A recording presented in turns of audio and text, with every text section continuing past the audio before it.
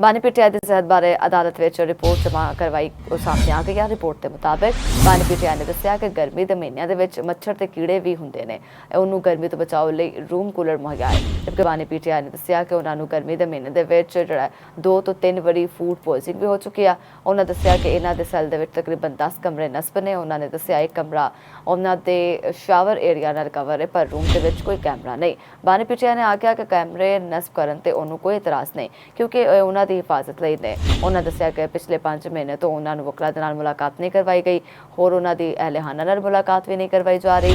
Jail superintendent की तब्दीली तो बाद उन्होंने अहलिया नाल हफ्ते में सिर्फ एक दिन मंगल वाले दिन 30 मिनट लिए मुलाकात कराई जाती है। बानी पीटीआई ने आख्या कि 2025 उन्होंने पुत्र कासम ते सलमान 2 वारी टैलीफोन ते रबता करवाया गया, जबकि उन्होंने सैल के कोल जबकि 12030 फीट तक जोड़ा ग्रीन एरिया ताकि वो धुप लै सकन।